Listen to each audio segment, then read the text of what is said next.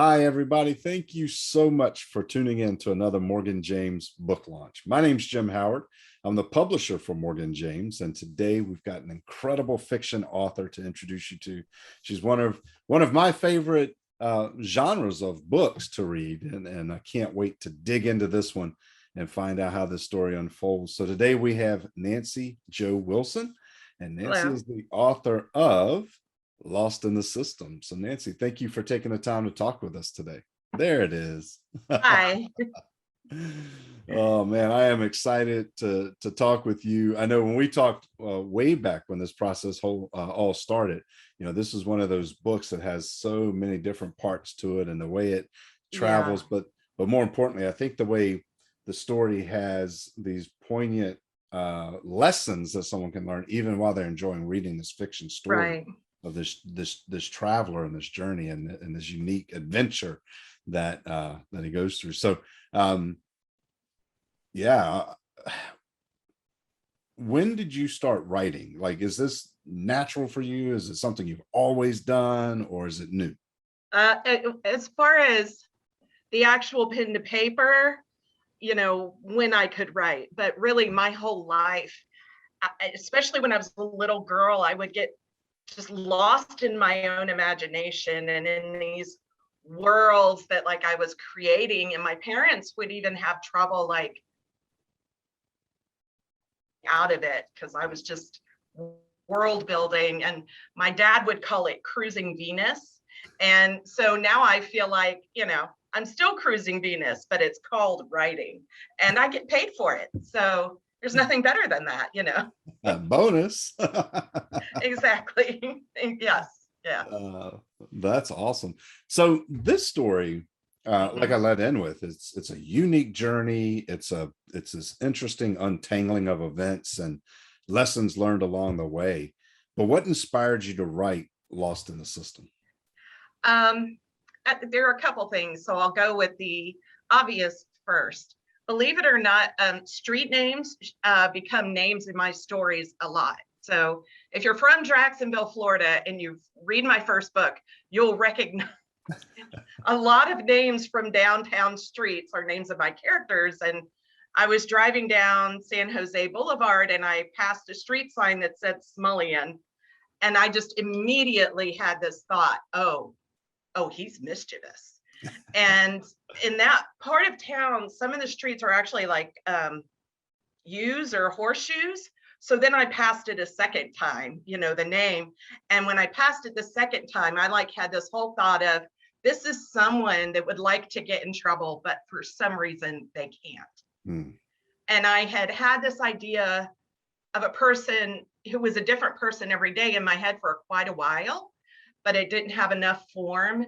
And, then those two things kind of hit. And I thought, okay, so he's a con man, and this is a form of rehabilitation that he's going through for nonviolent felons. And so very quickly, this whole 24th century guy being, put into 21st century hosts, a different person every day, was just kind of very quickly formed in there. And but also as I was thinking about it, you don't just want a story about someone who's different every day. There has to be an overarching purpose, an overarching point. And I don't want to bash any toes here, but sometimes I feel like Christian fiction is a little, they kind of simplify Hmm. the gospel message and what it would take for someone to accept the gospel. And I wanted to show, okay, someone like this who's isolated, never been church, knows nothing about God, what would he do when he came face to face with the holy God? What obstacles would have to be overcome? What things in his mind would put up roadblocks? And so that's sort of like the overarching purpose that kind of grew out of it. Yeah, what an interesting concept, right? To take someone who's mischievous, who's a con man, who Mhm. just sees trouble as a way of life, and you rehabilitate him by taking him into a scenario where he's entered into the lives of all these other Right. people and seeing life from different perspectives and seeing some Exactly. of the things that he's never saw and being introduced to thoughts that he's never that had. he's never had. Yeah. Wow. And how's he going to feel about that? You know? Yeah. And I don't, I could actually see how there's no way you could go through that scenario and not be radically changed Changed. in the Yes. outcome. So Yes, it's true. very Right. cool. So what was your favorite part of the whole story? What was your favorite part of the book? Uh, my favorite thing, and some people who've already read it, it's their favorite thing too so far who comment to me, is because he's in hosts, there's this exterior of he's trying to act like this other person, but then he has this interior dialogue that is his own outlook on the world, that is very irreverent and sarcastic. And he has all these little rules, like never trust someone named Robert. Guys that go by Bob or Bobby are great guys, but someone who insists on being called Robert, he's up to something, so he'll have these little things that'll go through his mind while he's going about his day, where on the outside, he's being very professional or whatever he has to be his host, but in his head he's thinking, well, they should have known better because he's named Robert. Wow.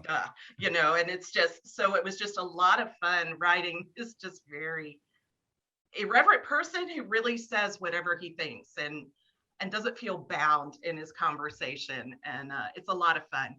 And truly the story is actually kind of serious. So it keeps what could be a really heavy story actually very lighthearted. It keeps it very humorous and interesting. So And I that was think my favorite relatable. part.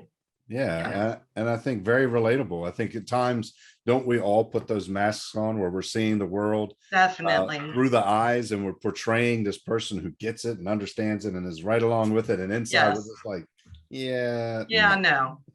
Exactly.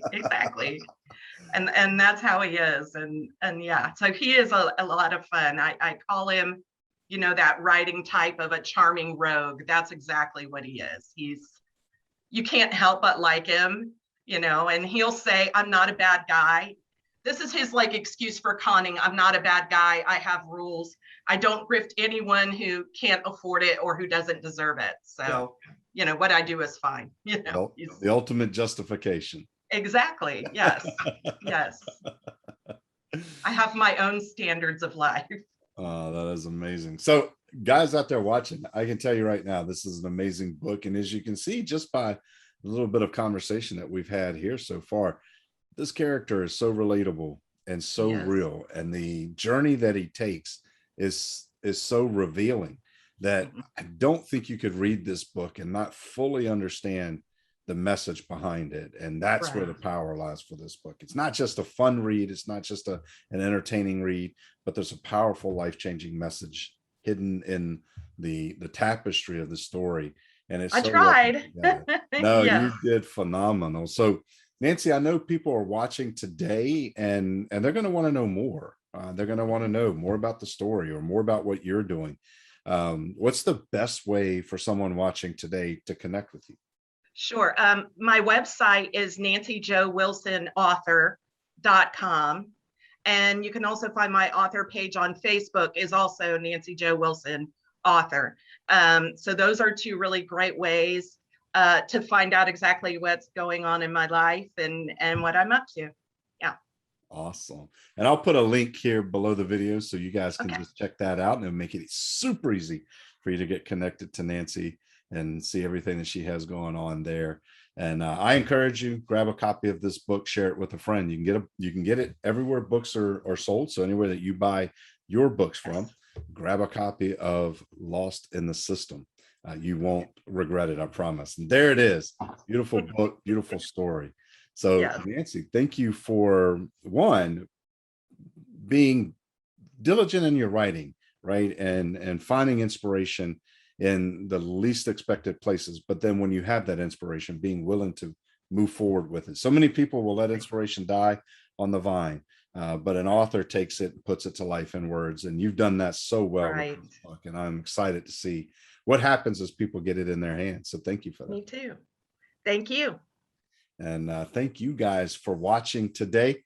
I hope you've enjoyed this conversation, but more importantly, I hope you grab a copy of Lost in the System, read it, and really, really enjoy it. and learn what it has to tell you. And we hope to see you on our next one. So until then, take care, everyone. Okay.